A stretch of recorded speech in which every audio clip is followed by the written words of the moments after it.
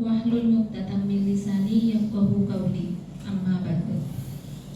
Yang terhormat Ibu Kepala SDIT Ibnu Abbas Kebumen, Ibu Jusnul Widianti SSI SPD, yang kami hormati Ustadz-Ustadzah dan tenaga kependidikan SDIT Ibnu Abbas Kebumen, saya ucapkan terima kasih sudah berkenan mengikuti acara kami, yaitu diseminasi budaya positif dalam rangka aksi nyata modul 1.4 calon guru penggerak angkatan 11.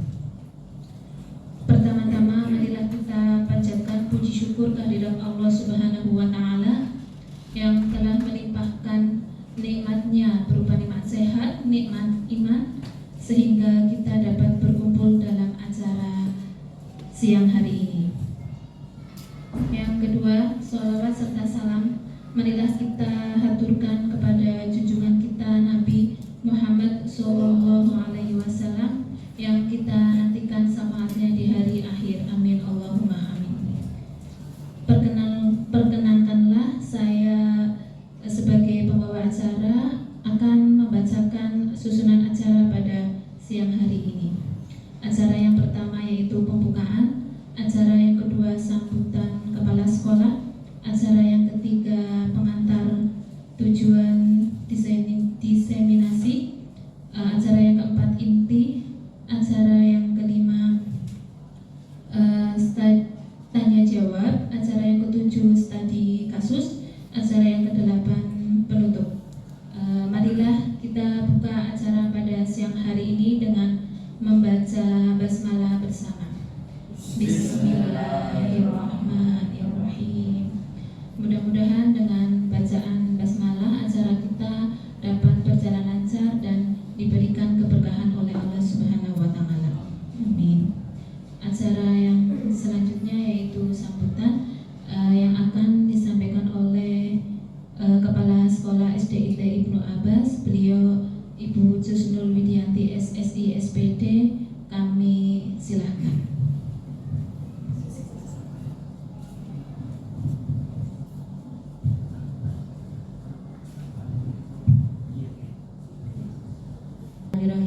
Assalamualaikum warahmatullahi wabarakatuh. Innal hamdalillah nahmaduhu wa nasta'inuhu wa nastaghfiruh wa na'udzu billahi min shururi anfusina wa min sayyiati a'malina. May yahdihillahu fala mudilla lahu wa may yudlilhu fala hadiyalah. Asyhadu an la ilaha illallah wahdahu la syarikalah wa asyhadu anna Muhammadan abduhu wa rasuluhu la nabiyya ba'dah. Yang kami hormati Ustadzah Septi Wijaningsih dan Ustadz Hari Winarto SPD selaku CGP angkatan yang ke-11. Yang kami hormati Ustadz dan Ustadzah, guru dan karyawan SDIT Ibnu Abbas, marilah kita panjatkan syukur kita kepada Allah Subhanahu wa Ta'ala karena limpahan karunia-Nya sehingga pada siang hari ini kita bisa berkumpul di ruangan ini untuk mendengarkan, untuk mencari ilmu ya atas apa yang akan disampaikan oleh Ustadzah Septi dan Ustadz Hari, yaitu diseminasi budaya positif. Bapak Ibu Ustadzah, alhamdulillah sudah sampai Pak Hari sama Bu Septi sudah sampai di modul 1.4 ya. Sudah sepertiga perjalanan dilalui dan mudah-mudahan nanti di dalam menyampaikan paparannya untuk diseminasi positif ini akan bisa diserap oleh teman-teman yang ada di sini dan insya Allah itu bisa diterapkan untuk kita semuanya. Materi di dalam diseminasi positif, di dalam diseminasi budaya positif ini ada beberapa hal yang memang sangat aplikatif untuk kita gunakan di kelas kita masing-masing ya. Ada tentang keyakinan kelas, kemudian ada disiplin positif, kemudian ada lagi tentang restitusi. Nah, itu adalah materi-materi yang sangat kita butuhkan ketika kita berinteraksi dengan anak-anak di dalam kelas kita masing-masing. Insya Allah akan bermanfaat. Tidak banyak yang ingin saya sampaikan. Nanti waktu saya serahkan sepenuhnya ya kepada Ustadzah Septi dan Ustadz Hari untuk berbagi ilmu, berbagi praktik baik apa yang sudah diterima selama perjalanan hampir 1,5 bulan bulan ya Ustazah. Sudah 2 bulan ya, 2 bulan perjalanan di pendidikan calon guru penggerak ya di angkatan yang ke-11. Mudah-mudahan bermanfaat untuk pribadi masing-masing dan juga bermanfaat untuk teman-teman, untuk sekolah, dan yang paling utama adalah bermanfaat untuk anak-anak, karena pendidikan kita saat ini sudah bertransformasi. Bertransformasi itu tidak hanya dalam hal perangkatnya, tapi juga pola pikirnya, paradigmanya, bahwa kalau dulu yang kita lakukan adalah pendidikan yang berpusat pada guru, maka untuk saat ini dengan kurikulum merdeka harapannya adalah pendidikan itu akan berpusat kepada murid, gitu ya. Nah, monggo nanti salah satunya wujud dari pendidikan yang berpusat pada murid ini adalah yang akan dibahas oleh beliau berdua. Itu saja mungkin yang saya sampaikan. Mudah-mudahan bermanfaat dan kegiatan kita ini lancar serta diberkahi oleh Allah Subhanahu wa taala. Billahi taufiq wal hidayah. Wassalamualaikum warahmatullahi wabarakatuh.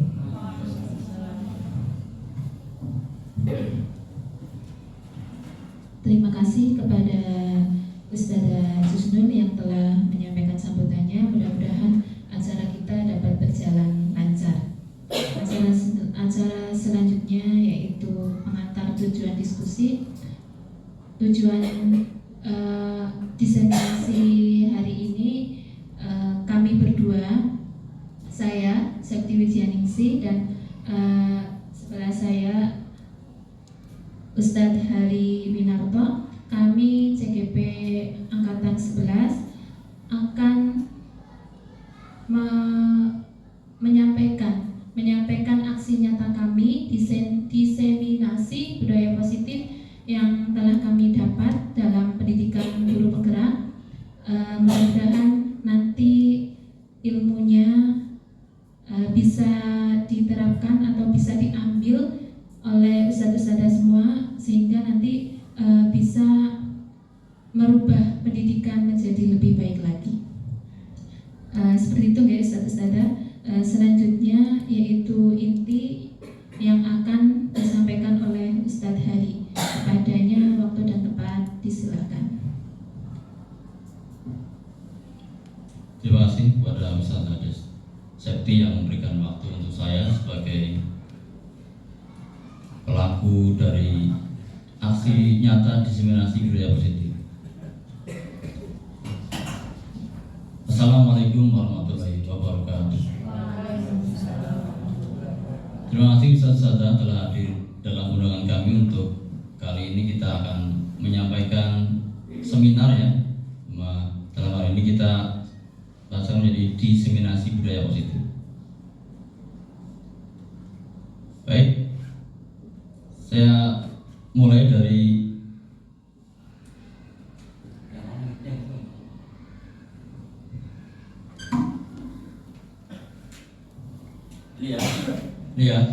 rekan-rekan guru semuanya bahwa kita dalam hal ini adalah melakukan aksi nyata di mana saya dengan Ustadz Septi akan menyampaikan budaya positif di dalam kita kehidupan di sekolah untuk belajar mengajar, kaitan dengan belajar mengajar.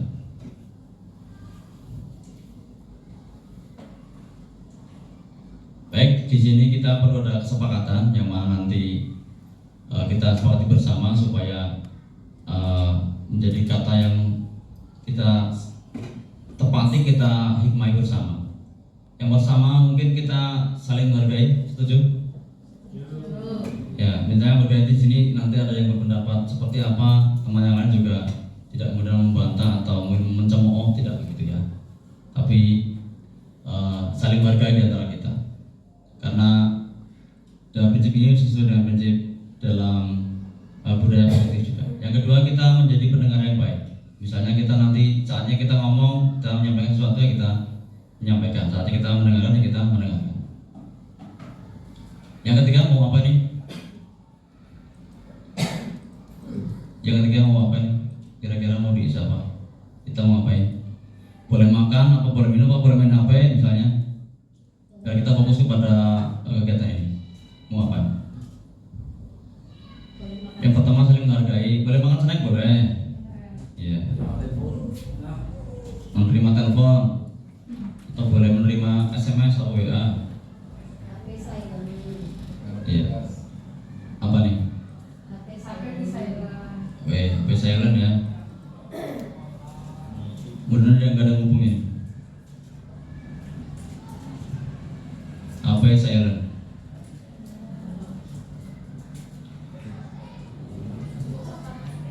Cukup? Baik. Kita ini sepakati bersama ya, ada 4 poin yang kita sepakati bersama bahwa nanti kita saling menghargai, saling menjadi pendengar yang baik ketika ada paparan atau materi yang disampaikan atau ada pendapat. Kemudian senang sudah disajikan, silakan dinikmati sambil santai kita bersama untuk bisa saling support. Kemudian apanya silent, sudah ya? Lanjut ke berikutnya. Kita akan menyimak, sebentar dulu. Kita akan menyimak sebuah tayangan di mana ada anak kecil yang ternyata jiwanya besar, mengalahkan mereka yang dewasa. Kita saksikan bersama.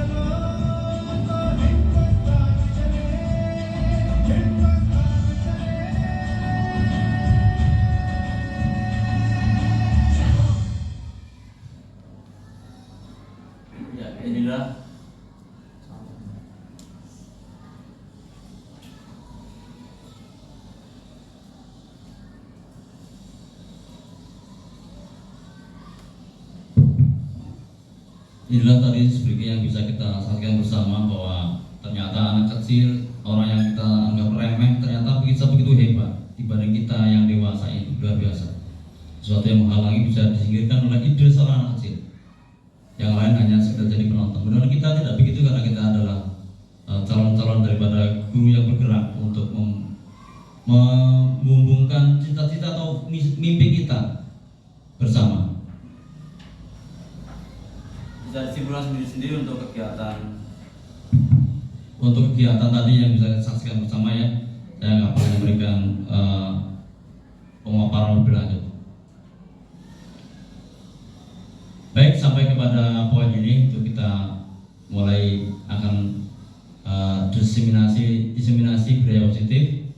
Yang pertama adalah budaya positif merupakan perwujudan dari nilai-nilai kebajikan ya, universal yang diterapkan sekolah. Budaya positif dapat mendorong murid untuk mampu berpikir, bertindak, dan mencipta sebagai proses memerdekakan dirinya sehingga murid mampu mandiri dan bertanggung jawab.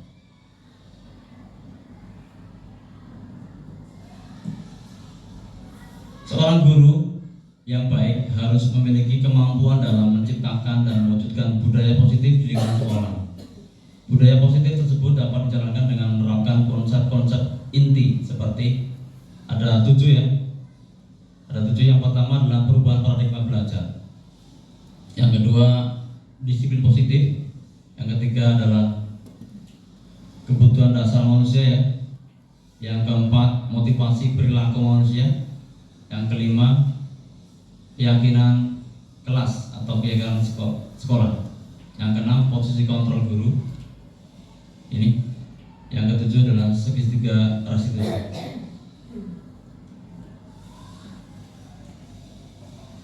Perubahan paradigma belajar. Pembelajaran dengan paradigma baru merupakan pembelajaran yang dirancang berdasarkan prinsip pembelajaran berdiferensiasi sehingga para murid belajar sesuai dengan kebutuhannya berdasarkan tahap perkembangan sesuai teori psikologi modern untuk mewujudkan profil pelajar Pancasila. Di sini digambarkan bahwa ini ya profil pelajar Pancasila, yaitu yang pertama mandiri. Yang pertama adalah beriman dan bertakwa kepada Tuhan Yang Maha Esa dan berakhlak mulia, mandiri, bernalar kritis, kreatif, bergotong royong dan berkebinekaan global. Dalam hal ini kita bersumber dari teori pilihan atau tadi kontrol dari Dr. William Glasser bahwa kita tidak bisa mengontrol orang lain, hanya kita yang bisa mengontrol diri kita sendiri. Umpamanya orang bermalas-malasan, kemudian orang kurang semangat, maka kalau nggak dibangun dari dirinya sendiri, maka yang dari luar itu dikasih hadiah, dikasih iming-iming, itu dari eksternal. Selanjutnya nanti hadiahnya hilang, hadiahnya mentah, misalnya kembali lagi tidak semangat. Kita datang ke sekolah ini sudah tidak terlambat, itu bukan karena kemudian ganti alam atau biar nanti dapat reward atau betikop, itu bukan karena itu, tapi dari sini, dari kontrol kita yang dari diri pribadi kita, intrinsik dari dalam diri kita sendiri. Ini pasti akan lebih kuat daripada dihukum atau daripada dikasih hadiah atau reward. Ini akan lebih kuat menghujam di masing-masing pribadi kita.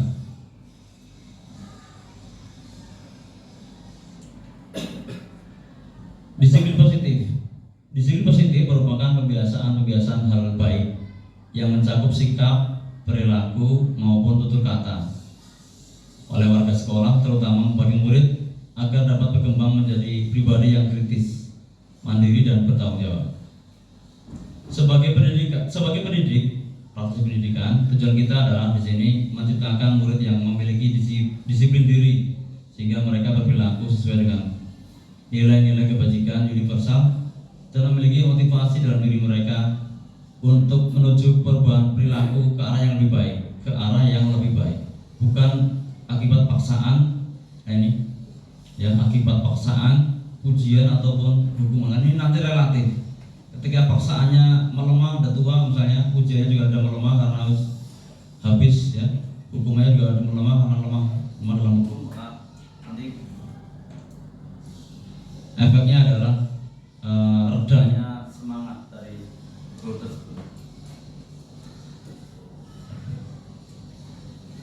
Nilai-nilai kebajikan universal. Nilai-nilai kebajikan universal merupakan nilai-nilai kebajikan yang disepakati bersama lepas dari suku bangsa ini, Ini agama, bahasa maupun latar belakangnya. Jadi intinya kan hak asasi manusia itu ya semua dalam pemenuhan dalam kehidupannya itu, termasuk agama adalah termasuk yang paling asasi di antara hak asasi. Selanjutnya adalah nilai-nilai ini merupakan payung besar dari sikap dan perilaku kita yang merupakan fondasi kita berperilaku. Nilai-nilai kewajiban adalah sifat-sifat positif manusia yang merupakan tujuan mulia yang ingin dicapai setiap individu.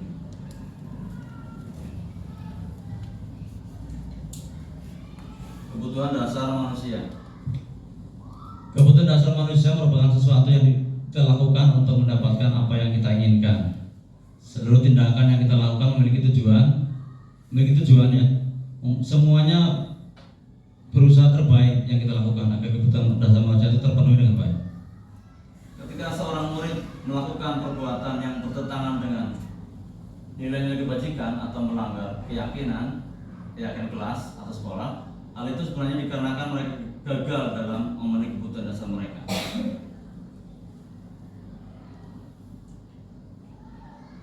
Nah, ini tentang kebutuhan dasar manusia ini. Hak bertahan hidup ya, mungkin dengan makan, mungkin dengan menikah, mungkin dengan yang lain. Ini kebutuhan dasar manusia. Kemudian yang kedua adalah rasa kasih sayang, rasa diterima. Ya, ini penting juga nih, rasa diterima, nggak terkucil atau nggak mengucilkan. Kemudian berkuasa atau menguasai, penguasaan. Yang keempat adalah kebebasan. Yang terakhir adalah kesenangan. Ini termaktub dalam kebutuhan dasar manusia. Ini kita memiliki semuanya ini. Baik, dalam hal ini saya ingin jeda sebentar untuk kemudian berpasangan,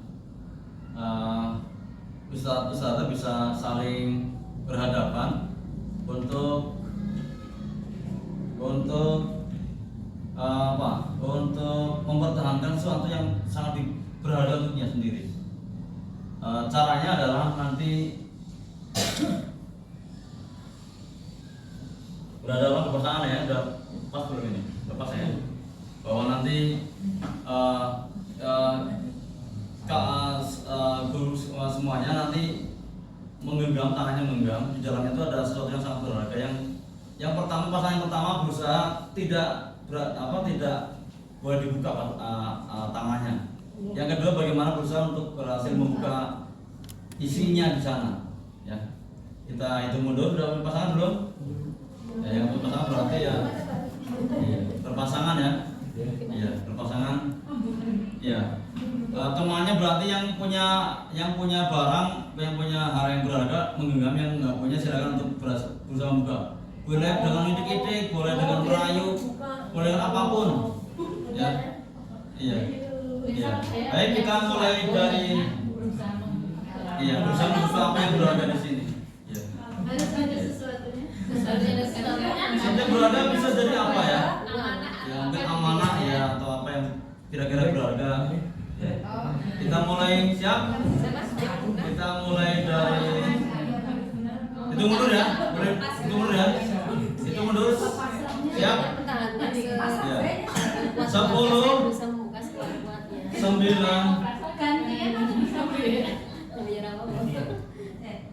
sudah ini aja sudah yang satu yang membuka, yang satu yang menggenggam.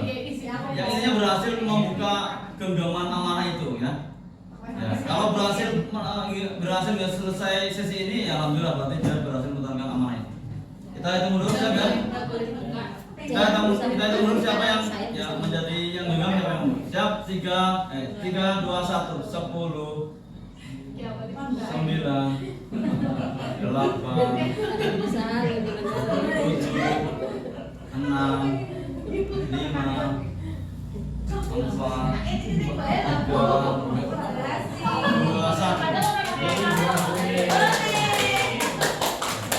Saya akan cek ya, yang berhasil mempertahankan. Berhasil mempertahankan, yang tidak berhasil. Oh ya, terima kasih Ustaz Is yang telah berhasil mempertahankan amanah itu. Betapa berharganya amanah itu. Yang berhasil membuka apa nih? Membuka genggaman. Baik, Ustaz Is silakan. Tipsnya atau apanya ini yang kira-kira berhasil? Pertahanannya kurang. Ya, baik. Dari permainan ini kita berusaha untuk menjadi orang yang terbaik ya, bahwa kemudian kita punya amanah ya dipegang dengan baik ya, yang jangan sampai terlepas ya. Yang berhasil membuka berarti punya trik-trik yang bagus untuk berhasil bagaimana berhasil membuka amanah itu. Ya. Lanjut kita belajar tentang apa masih? Ya baik maksud saya. Yang pertama ini kita lihat bersama tentang ibu guru ya. namanya Bu Ambar. Itu seorang wali kelas 2A di SD Pelita Hati. Sedang bingung menghadapi ulah salah satu murid di kelasnya, namanya Doni. Beberapa anak di kelas 2A telah datang padanya dan mengeluhkan Doni yang seringkali meminta bekal makan siang mereka dengan paksa.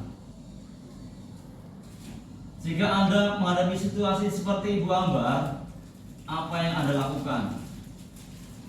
Menurut Anda, kira-kira apa alasan Doni melawan hal itu? Bisa, itu berarti kebutuhan dasar apa? Kalau lapar, Berarti dia tadi kita udah belajar tentang kebutuhan dasar manusia. Dengan dia seperti ini, dia butuh apa Doni? kemungkinannya apa saya?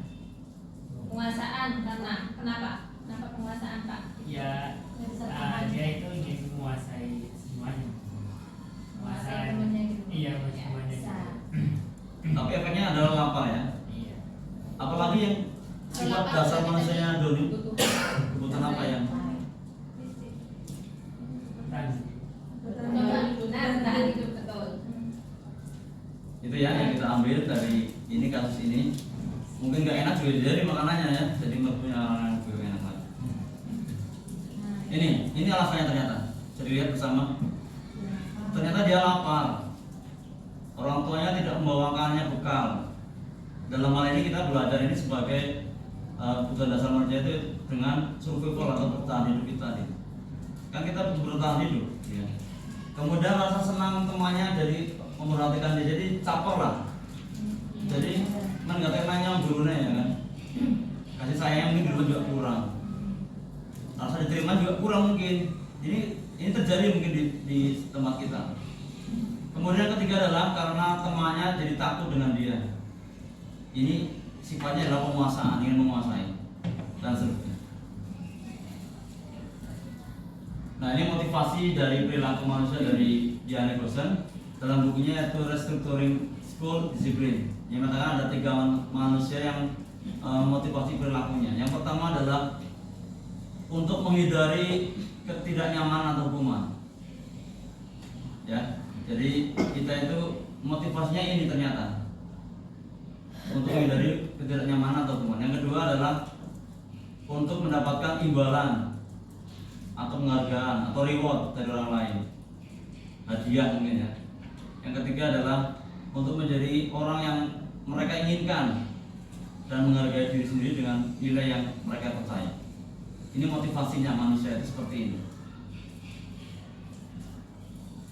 Nah sekarang tentang hukuman dan penghargaan.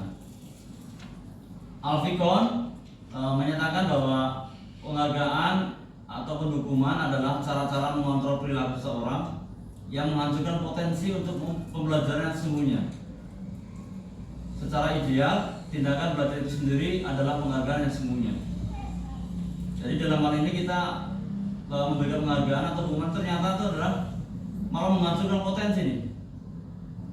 Ya, dalam pengertian ini. Kemudian penghargaan akan jadi tidak efektif dalam waktu jangka panjang.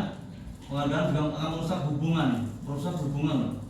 Penghargaan mengurangi ketepatan, penghargaan menurunkan kualitas, penghargaan mematikan kreativitas, penghargaan menghukum.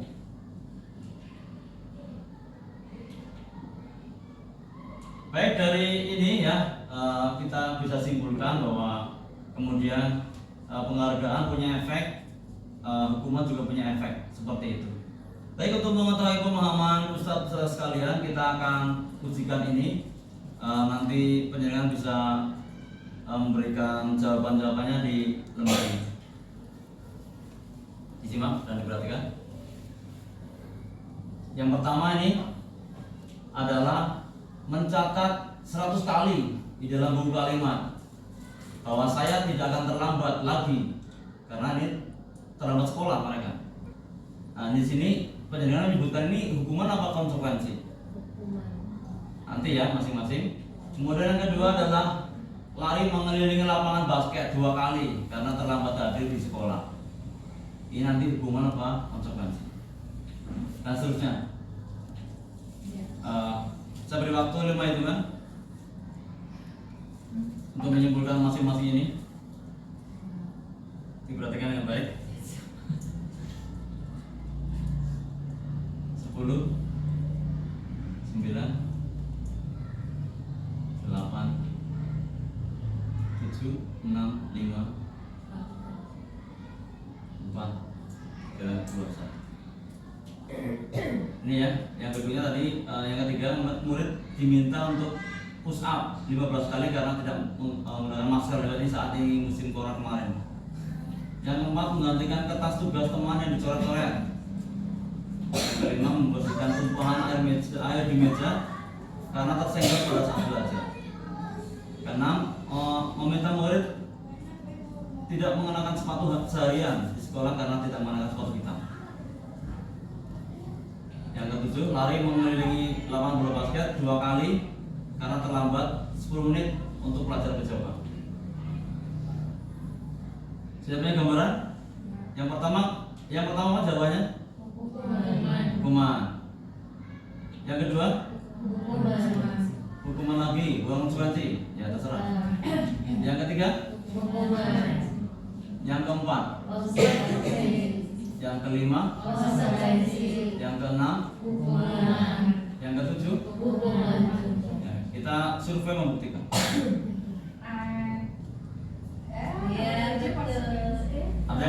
Ada yang betul 5? Ternyata seperti itu ya. Ternyata seperti itu. Konsekuensi, hukuman, konsekuensi.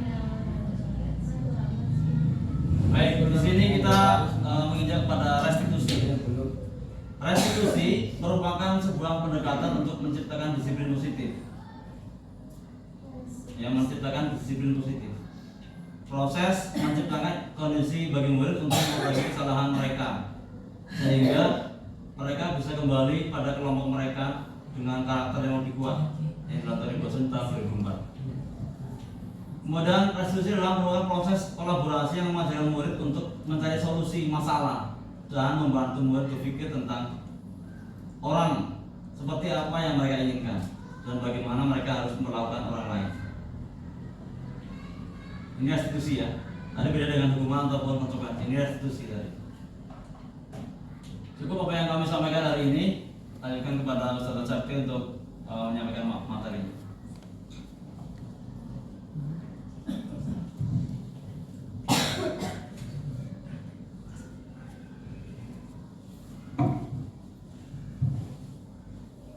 Terima kasih. Saya lanjutkan ke Ustazah Mukotimah. Ikut depan nggih. Saya melanjutkan speaking sebentar nggih tentang tebak warna. Yang atas buat center yang bawah untuk bawah.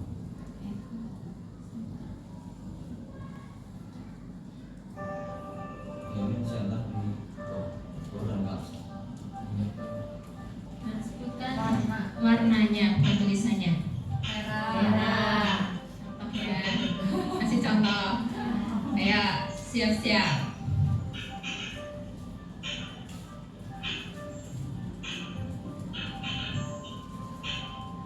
Merah. Hijau.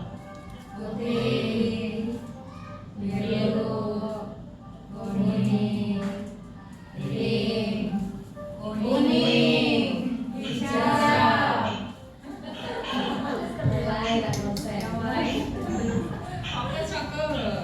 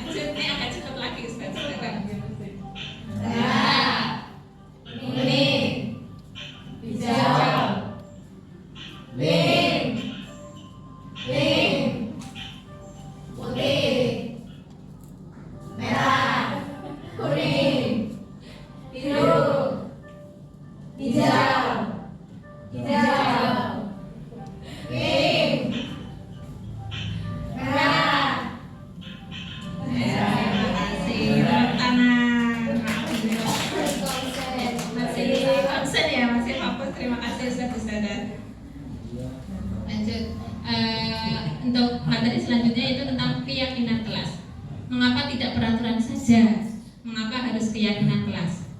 Karena di sini untuk mendukung motivasi intrinsik dikembalikan kepada nilai-nilai atau keyakinan-keyakinan, karena akan lebih menggerakkan seseorang dibandingkan mengikuti serangkaian peraturan-peraturan.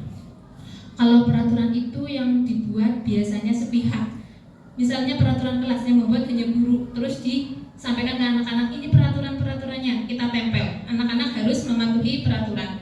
Dan peraturan itu biasanya terus kalau misal tidak menaati peraturan ada hukumannya, yang menentukan juga guru. Biasanya hukumannya berupa kadang hukuman fisik atau dengan kita kadang memarahinya gitu ya. Tetapi kalau keyakinan kelas, kita berdiskusi untuk membentuk keyakinan kelas, kita berdiskusi dengan murid kita. Jadi nanti ada kesepakatan. Terus kita kalau misal nanti anak-anak kalau tidak mengerjakan, kalau tidak mengikuti keyakinan kelas, bagaimana Ustazah? Seperti itu kan? Lah, itu konsekuensinya kita sepakati bersama. Jadi insya Allah anak-anak tidak akan terpaksa, karena itu sudah kesepakatan bersama dan ibaratnya itu sudah milik bersama. Insya Allah akan lebih menggerakkan hati anak-anak supaya kita menyepakati kesepakatan kelas yang telah disepakati bersama, seperti kesepakatan kelas saling menghargai gitu ya, seperti peduli, bertanggung jawab. Nah, kesepakatan kelas itu kita masih berpegang kepada profil belajar Pancasila dan nilai kebajikan universal yang tadi kita lihat ya di depan.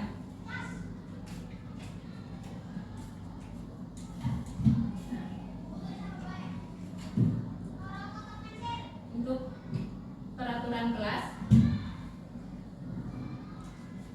di sini peraturan kelas selalu kembalikan buku ke tempatnya. Ini yang membuat guru ya. Ada nilai yang dituju adalah tanggung jawab. Dilarang mengganggu orang lain. Nilai keyakinannya saling menghormati. Terus hadir di sekolah 15 menit sebelum pembelajaran. Nilai keyakinan kelasnya mungkin bertanggung jawab atau berkomitmen dan saling menghormati. Kemudian dilarang melakukan kekerasan. Itu nilai yang dituju yaitu menghormati dan keselamatan. Kemudian dilarang menggunakan narkoba, kesehatan. Insya Allah di sini tidak ya. Mungkin ini untuk sekolah yang lanjutan atas. Kemudian bergantian atau menunggu giliran. Sekolah kita mungkin menunggu antrian makan, snack, makan siang seperti itu. Nah, itu nilai yang akan dituju yaitu menghormati dan melatih kesabaran. Menggunakan masker kalau kemarin saat COVID gitu. Di sini nilai yang dituju yaitu kesehatan, keselamatan, dan kepedulian. Jangan berlari di kelas atau koridor. Itu nilai keselamatan, keamanan, dan kepedulian. Nah, di sini untuk ini budaya positif dapat terwujud dari peraturan kelas. Peraturan kelas memang bisa berasal dari guru. Guru membuat peraturan kelas dulu, kemudian nanti bisa dibuat menjadi keyakinan kelas. Kita diskusikan bersama anak-anak. Kira-kira seperti ini. Misalnya, tidak boleh terlambat datang ke sekolah. Nah, itu kan aturan ya, peraturan kelas. Nah, kita membuat keyakinan kelas dengan kalimat yang positif. Berarti datang tepat waktu, seperti itu. Dari keyakinan kelas nanti akan terbentuk lingkungan yang positif. Kalau sudah terbentuk lingkungan yang positif, insya Allah budaya positif juga dapat terwujud. Nah, selanjutnya, pembentukan keyakinan kelas. Keyakinan kelas bersifat lebih abstrak daripada peraturan kelas yang lebih rinci dan konkret. Yang kedua, keyakinan kelas berupa pernyataan universal seperti nilai-nilai kebajikan. Yang ketiga, pernyataan keyakinan kelas dibuat dalam bentuk kalimat positif. Yang keempat, keyakinan kelas hendaknya tidak terlalu banyak sehingga mudah diingat dan dipahami oleh semua warga kelas. Keyakinan, kalau peraturan kan detail banyak banget gitu ya. Kalau keyakinan kelas tidak terlalu banyak. Nah, di sini dalam pembuatan keyakinan kelas, semua warga kelas ikut berkontribusi dalam pembuatan keyakinan kelas melalui kegiatan surah pendapat, berdiskusi dengan siswa. Kemudian keyakinan kelas sebaiknya sesuatu yang dapat diterapkan di lingkungan kelas tersebut. Berarti disesuaikan dengan kondisi kelasnya masing-masing. Jadi nanti bisa terjadi setiap kelas itu keyakinan kelasnya berbeda-beda.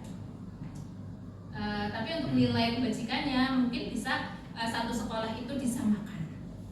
Kemudian bersedia meninjau ulang keyakinan kelas dari waktu ke waktu.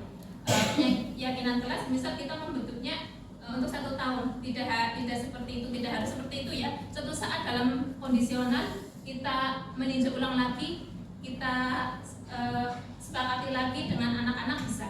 Jadi tidak 1 tahun memakai keyakinan kelas itu, tetap ada ditinjau ulang tentang keyakinan kelas. Mungkin sudah terbentuk, kita kasih keyakinan kelas yang lain.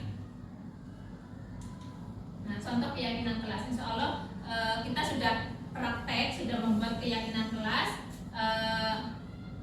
tapi mungkin masih banyak begitu ya. Jadi lebih disederhanakan, misalnya saling menghargai,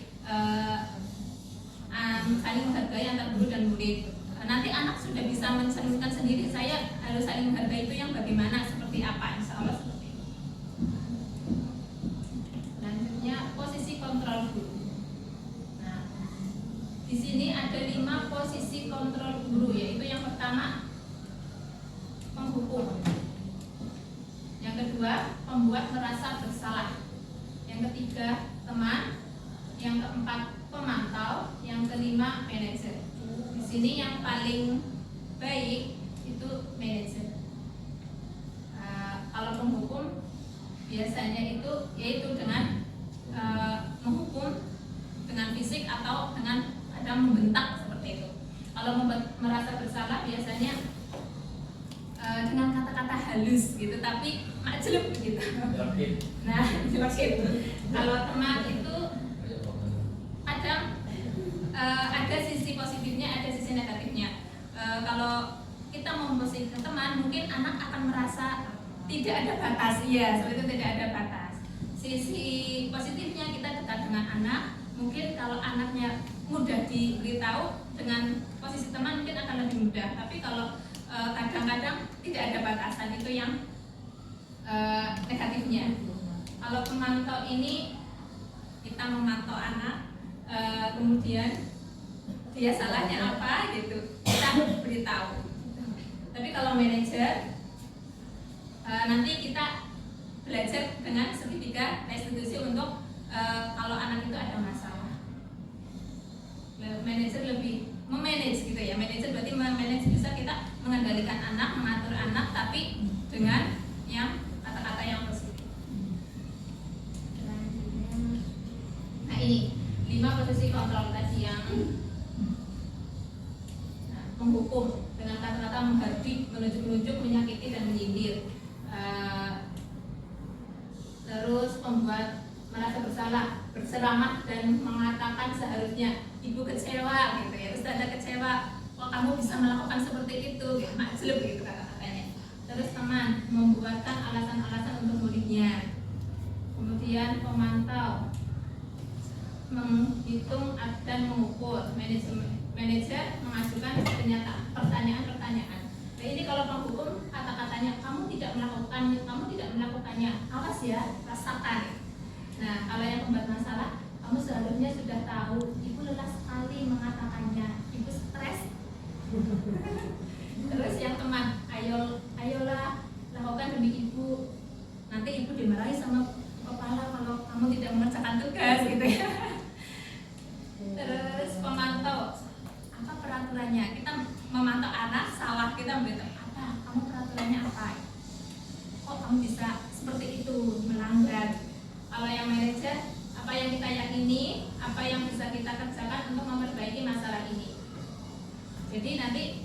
manajer itu kita ibaratnya menyadarkan anak, kamu salahnya di mana, kenapa kok kamu bisa melakukan itu, apa menurut kamu penyelesaiannya, nanti seperti itu. Nah di sini kalau penghukum dampaknya mungkin anak akan mengulangi kesalahannya, terus membuat merasa bersalah, jadi anaknya merasa rendah diri, kemudian teman lemah, tidak mandiri dan tergantung, itu jadi tidak ada batasan gitu ya. Memantau, menitik beratkan pada sanksi atau hadiah untuk dirinya. Terus manajer mengevaluasi diri, bagaimana cara memperbaiki diri. Ini nanti yang paling baik ini di posisi manajer. Nah, di antara kelima posisi kontrol guru tadi yang paling baik yaitu manajer. Sebagai manajer, guru dapat berbuat sesuatu bersama murid, mempersilahkan murid bertanggung jawab dan mendukung murid agar dapat menemukan solusinya. Nah, ini segitiga restitusi. Tadi restitusi sudah dijelaskan sama Ustaz tadi. Restitusi adalah proses menciptakan kondisi bagi murid untuk memperbaiki kesalahan mereka, sehingga mereka bisa kembali pada kelompok mereka dengan karakter yang lebih kuat. Guru yang berperan sebagai manajer menggunakan restitusi, segitiga restitusi dalam menyelesaikan masalah. Tujuannya yaitu untuk menghasilkan murid yang mandiri dan bertanggung jawab. Itu nilai kebajikan dari segitiga restitusi yang tujuan dari segitiga restitusi, nilai kebajikan yang akan diwujudkan. Kemudian ini tahapan segitiga restitusi.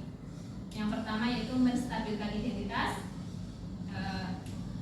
Kata-katanya, setiap orang pasti pernah melakukan kesalahan. Kamu bukan satu-satunya yang pernah melakukan ini.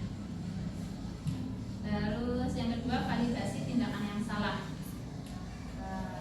Tentunya kamu punya alasan mengapa kamu melakukan itu. Jadi di sini nanti anak menceritakan alasan mengapa anak itu melakukan kesalahan. Nah, yang ketiga yaitu menanyakan keyakinan. Nanti berdasarkan kesepakatan yang di kelas. Kesepakatan apa yang telah kamu langgar, terus solusinya apa, dan kamu mau jadi anak yang seperti apa. Ini tadi tahapannya menstabilkan identitas, yaitu untuk membuat anak yang merasa gagal karena berbuat salah menjadi positif terhadap dirinya. Guru berkata, berbuat salah itu hal yang manusiawi, tidak ada manusia yang sempurna, dan lain-lain. Kemudian validasi tindakan yang salah. Di sini membantu siswa mengenali kebutuhan yang ingin dipenuhinya ketika melakukan kesalahan itu. Alasannya mengapa kamu melakukan tindakan seperti itu. Kemudian yang selanjutnya yaitu yang ketiga, menanyakan keyakinan. Di sini anak melihat kesalahannya dihubungkan dengan norma sosial dan nilai-nilai yang mendasari manusia berinteraksi dengan orang lain. Di sini nanti anak-anak dikembalikan terhadap keyakinan kelas yang telah disepakati. Keyakinan kelas apa yang telah kamu langgar? Nah, guru bisa berkata, apa nilai yang kita percaya di kelas kita? Nilai-nilai kebajikan universal apa yang telah kita sepakati? Kemudian kamu ingin jadi anak seperti apa, dan sebagainya. Nah, contoh studi kasusnya. Di sini Sabrina hari itu bangun terlambat dan terburu-buru sampai di sekolah. Dia pun akhirnya sampai di gerbang sekolah, tapi baru menyadari kalau tidak menggunakan sepatu hitam seperti tertera di peraturan sekolah. Di depan pintu kelas, Bapak Lukman memperhatikan sepatu Sabrina yang berwarna coklat. Sabrina berusaha menjelaskan bahwa dia terburu-buru dan salah mengenakan sepatu. Pak Lukman menanyakan Sabrina, apa peraturan sekolah tentang seragam warna sepatu? Sabrina menjawab, sudah mengetahui sepatu seharusnya berwarna hitam, namun terburu-buru dan salah mengenakan sepatu. Selain itu, tidak mungkin kembali pulang karena rumahnya jauh sekali. Pak Lukman tetap bersikeras pada peraturan yang berlaku dan mengatakan, ya sudah, kamu sudah melanggar peraturan sekolah, kamu salah, kamu terlambat, salah pula warna sepatunya. Segera buka sepatumu. Lalu kalau tidak bisa mengenakan warna sepatu sesuai peraturan, Sabrina meminta maaf dan memohon kepada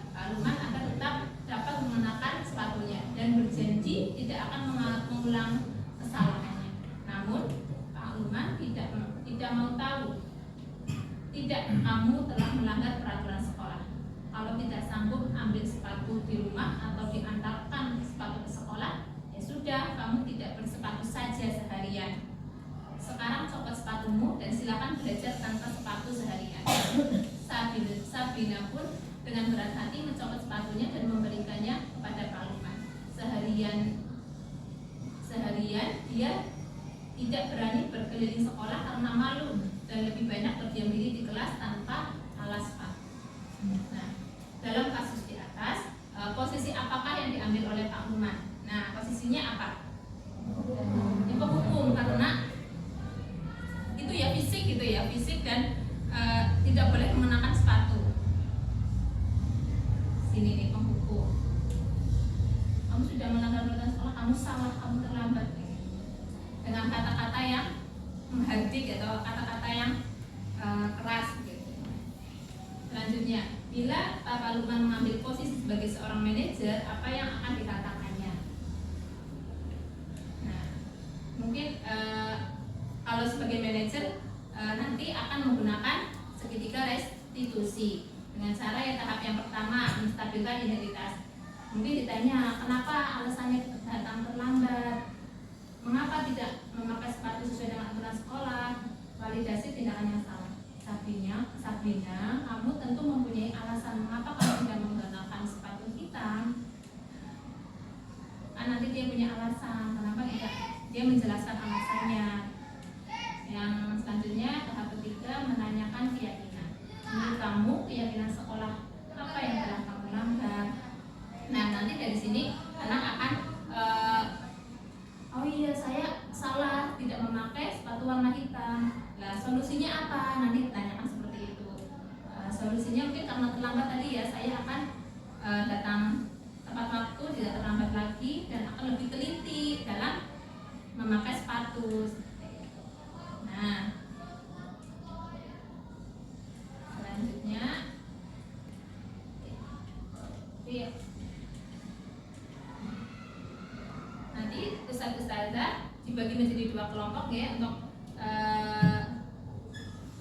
itu ya Pak ya. Untuk di kasus ini ada kasus 1 dan kasus 2. Nanti kasus 1 kelompok 1, kasus 2 kelompok 2. Nanti kemudian untuk menyampaikan gitu ya. Ada yang ditanyakan? Ustazah?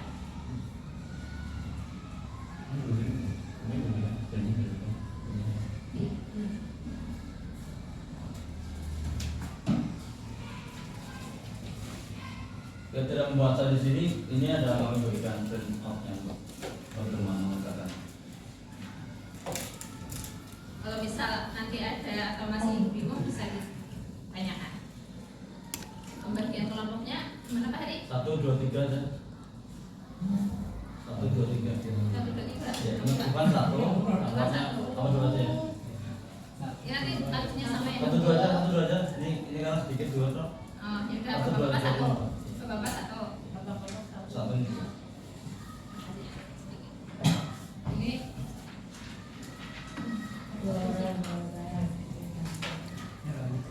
berapa menit Pak? Beri 5 menit ya. 5 menit kelas 10 sudah Cukup ya. 40.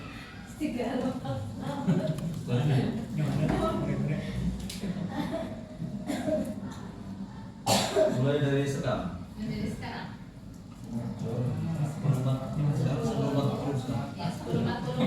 40 selesai. 10.45 ya selesai.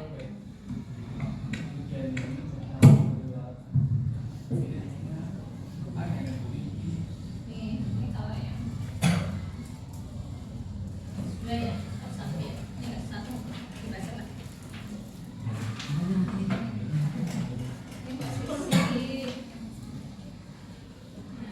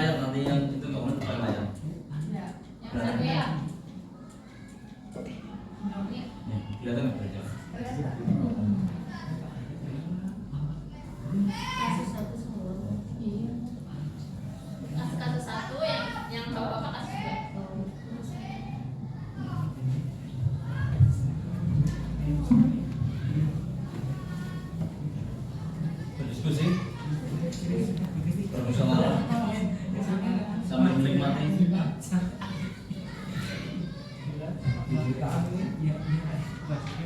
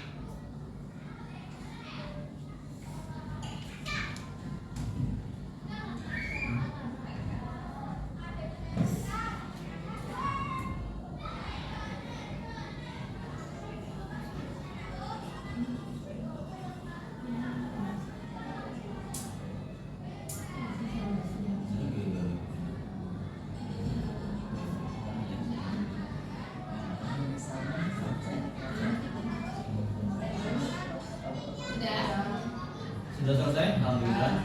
Ya.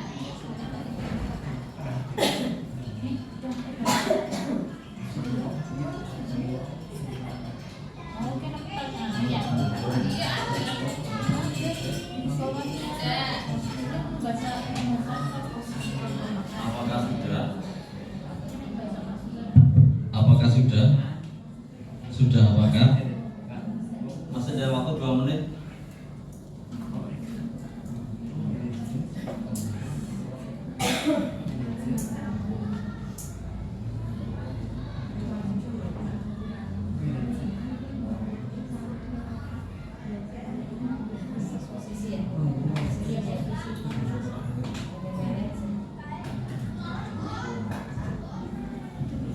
Berapa menit?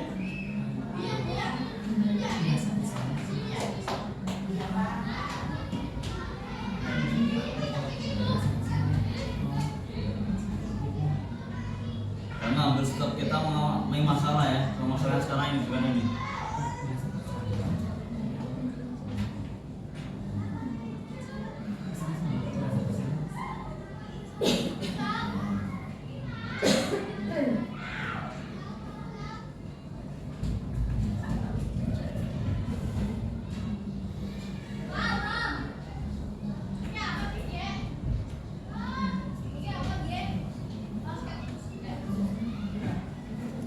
Masih ada waktu? Sudah selesai?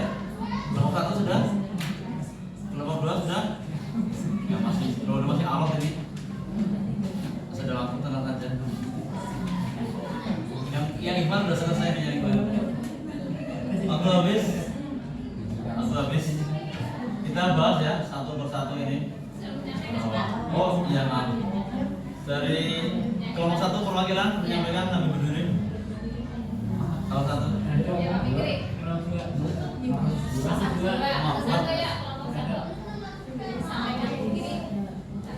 Salah satu ya. Jadi kita speaker. Oke, jadi langsung ini. Langsung saja ya. Untuk kasus 1, posisi kontrol yang telah dilakukan oleh kepala sekolah menurut kami sebagai manajer. Apa yang saja dilakukan sehingga Anda berkesimpulan demikian, karena tadi kalau sebagai manajer maka guru tersebut adalah memvalidasi masalah tersebut, menanyakan, memvalidasi sama melakukan controlling, menanyakan kembali keyakinan sekolah yang sudah disepakati. Dari yang Ibu Suti itu bertanya, terus kemudian harus bagaimana, apa yang harus kamu lakukan ketika itu ada masalah, controlling ya. Kemudian kira-kira nilai kebajikan atau keyakinan sekolah apa yang dituju dalam kasus tersebut menurut kami adalah nilai bertanggung jawab, karena suruh membetulkan kancingnya. Kemudian nilai keselamatan karena itu tidak baik karena nanti kontak fisik tersebut. Ya itu menurut kami. Mungkin ada yang ditambahkan dari kelompok lain, dari peserta. Sudah.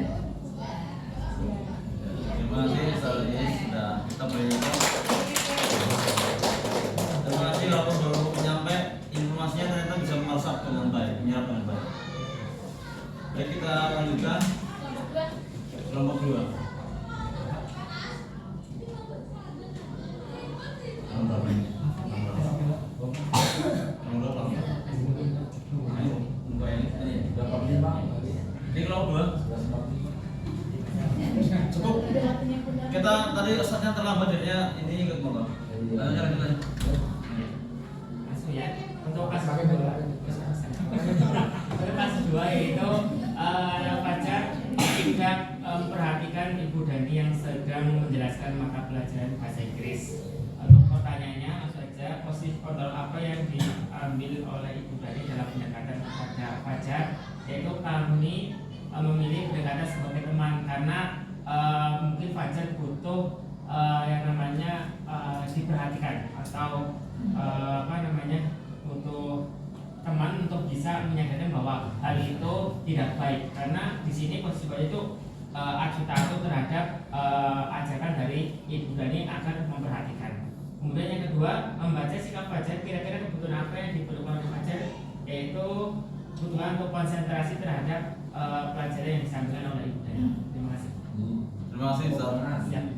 Nanti memberikan pemaparan dalam kasus Ibu Dani dengan Fajar siswanya.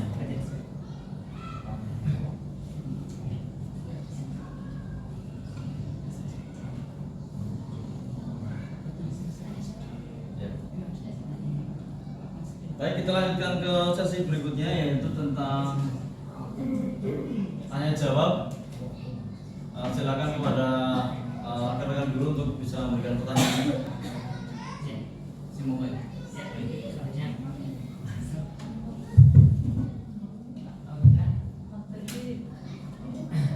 Berdiri. Ya, terima kasih atas terima kasih atas waktu yang diberikan. Berdasarkan pemaparannya tadi, yang mau saya tanyakan adalah jika seorang murid sudah mendapatkan restitusi, apakah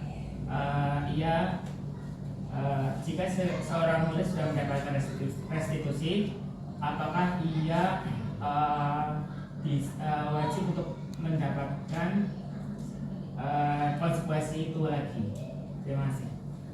Baik, terima kasih Ustaz Wahyu yang memberikan pertanyaan yang mantap, yang mengena, bahwa kita memang perlu memahami ya, bahwa restitusi dan konsekuensi memiliki tujuan yang berbeda. Restitusi bertujuan untuk memulihkan situasi dan membangun kembali hubungan yang terdampak oleh pelanggaran.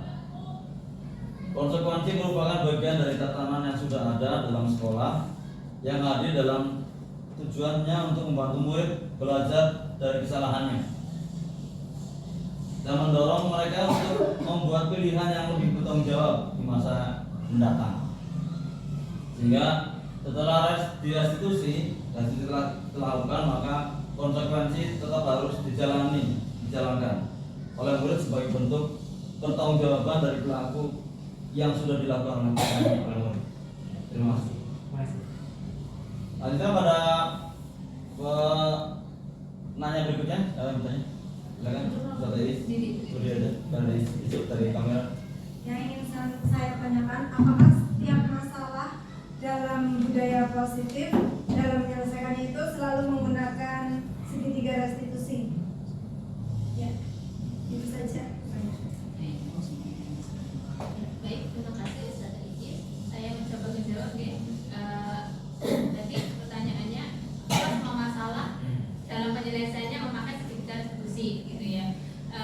Segitiga restitusi ini dipakai untuk masalah-masalah yang biasa, gitu ya, seperti masalah seharian. Kalau ada siswa-siswa yang memang berkebutuhan khusus dan itu masalahnya besar, misalnya masalahnya mungkin merusak fasilitas sekolah, gitu ya, misal merusak ini apa namanya LCD. LCD kan itu nanti kalau misal mengganti itu kan berat banget. Jadi itu harus ada kalau memakan segitiga restitusi itu tidak dapat menyelesaikan karena masalahnya terlalu berat, itu melibatkan orang tua. Terus juga anak-anak yang spesial itu kita tidak bisa menyelesaikan masalah anak-anak spesial dengan segitiga restitusi.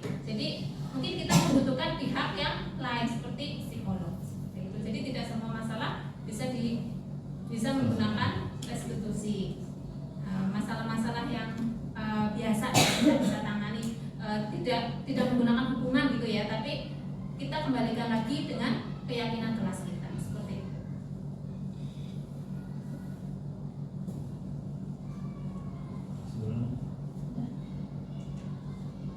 Baik, kita simpulkan bersama saudara bahwa yang telah mari kita lakukan bersama dalam waktu hari ini adalah yang pertama, kita ciptakan budaya positif di lingkungan kita, yaitu dengan menerapkan konsep-konsep seperti ini.